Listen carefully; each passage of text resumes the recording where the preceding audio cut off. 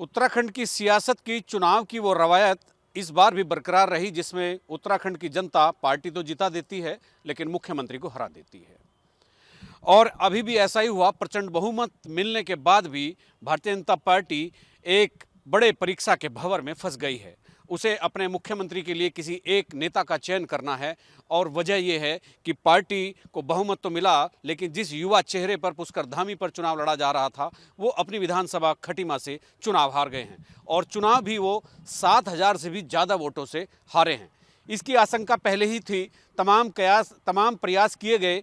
मुख्यमंत्री ने मतदान से ठीक 2 दिन पहले समान नागरिक संहिता यानी कॉमन प्रोसीजर कोड का भी एक घोषणा की कि हम एक कानून बनाएंगे, समान नागरिक संहिता उत्तराखंड में सरकार आने पर लागू होगी। इसके अलावा तमाम वो बंदोबस्त किए गए थे कि मुख्यमंत्री की सीट निकल जाए, लेकिन मुख्यमंत्री खेत रहे और उनको शिकस्त खानी पड़ी। अब भारतीय जनता पार्टी के सामने ये एक बड़ी चुनौती है कि मुख्यमंत्री की कुर्सी पर कौन विराजे। हारे हुए मुख्यमंत्री को दोबारा मौका देकर 6 महीने के भीतर चुनाव लड़ा दिया जाए या कोई और विकल्प रखा जाए। भारतीय जनता पार्टी के शीर्ष नेतृत्व के लिए उत्तराखंड में मुख्यमंत्री की पसंद के लिए 3-4 विकल्प हो सकते हैं और उन 4 विकल्पों में सबसे पहला विकल्प और सबसे सस्ता विकल्प यही है कि पुष्कर सिंह धामी को दोबारा मुख्यमंत्री बना दिया जाए और कोई एक सीट खाली कराकर 6 महीने के भीतर उन्हें विधानसभा की सदस्यता दिलाकर विधानसभा में भेज दिया जाए जितवाकर। तो ये सबसे सस्ता विकल्प है और जो एक वेव पार्टी के भीतर उठी है कि पुष्कर सिंह धामी को ही एक मौका मिलना चाहिए, पार्टी उसको भी तवज्जो दे सकती है, उनके मान सम्मान को भी रख सकती है। दूसरा पार्टी के साथ एक विकल्प ये होगा, उसके सामने एक बड़ा विकल्प ये होगा कि विधायकों में से किसी को चुनकर मुख्यमंत्री बना दिया जाए। उसमें स्वास्थ्य मंत्री धन सिंह रावत हो सकते हैं, उसमें पर्यटन मंत्री सतपाल महाराज हो सकते हैं, उसमें प्रदेश अध्यक्ष मदन कौशिक हो सकते हैं और उसमें महिला और ब्राह्मण चेहरे के तौर पर रितु खंडूड़ी भी हो सकती हैं। और वो तमाम विधायक जो चौथी और पांचवी बार जीत कर लगातार सदन में अपनी उपस्थिति दर्ज करा रहे हैं, 4-4, 5-5 बार जीत कर विधानसभा पहुंच रहे हैं, उनमें से भी कोई एक पसंद पार्टी के भीतर हो सकती है।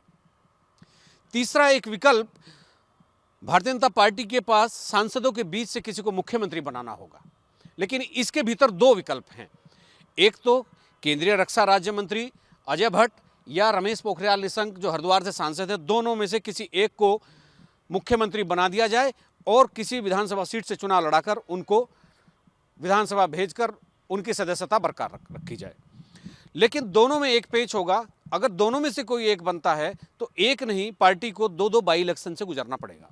एक तो उन्हें विधायक बनवाने के लिए कोई सीट खाली कराकर विधायक बनाना पड़ेगा और दूसरा जो सीट लोकसभा की सीट वो खाली करेंगे उस सीट पर भी बाई इलेक्शन होगा। और इत्तेफाक ये है कि दोनों ही लोकसभा के क्षेत्रों में, निशंक हरिद्वार से संसदीय क्षेत्र से आते हैं, उनके क्षेत्र में पार्टी ने सर्वाधिक गंदा प्रदर्शन किया है। सर्वाधिक शिकस्त अगर किसी लोकसभा क्षेत्र में पार्टी को मिली है तो वो हरिद्वार है जहां से निशंक सांसद है। दूसरे नंबर पर नैनीताल लोकसभा आता है जहां से अजय भट्ट सांसद हैं।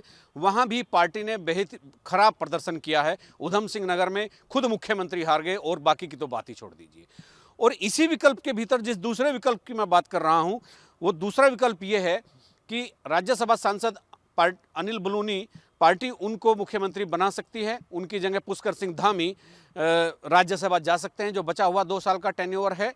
और इसमें भी एक ही उपचुनाव कराना पड़ेगा कि अनिल बलूनी को कोई खाली सीट कराकर विधायक बनवाने का। तो ये जो 2 एक कॉमन चीज़ें हो रही हैं, अगर मुख्यमंत्री पुष्कर सिंह धामी को मुख्यमंत्री बनाया जाता है फिर से, तो उनके लिए भी एक ही बाई इलेक्शन होगा और अनिल बलूनी के लिए भी एक ही बाई इलेक्शन होगा। और यदि विधायकों में से किसी को बनाया जाता है तो एक भी बाई इलेक्शन नहीं होगा। और अगर दोनों सांसदों में से किसी को बनाया जाता है, रमेश पोखरियाल निशंक या अजय भट्ट, तो 2-2 बाई इलेक्शन बीजेपी को फेस करने होंगे। और लोकसभा में पार्टी की जो दुर्गति हुई है हरिद्वार में, नैनीताल में, क्या पार्टी उससे फिर मुखातिब होने की हिम्मत जुटा पाएगी? तो ये तमाम ऐसे विकल्प हैं जिन पर पार्टी के भीतर मंथन चल रहा है और मुझे लगता है कि आने वाले 24 घंटे उत्तराखंड भाजपा के लिए बेहद महत्वपूर्ण होने जा रहे हैं। अपने सहयोगी कैमरामैन क्रिस्टोफर लॉरेंस के साथ एबीपी गंगा के लिए देहरादून से अजीत सिंह राठी।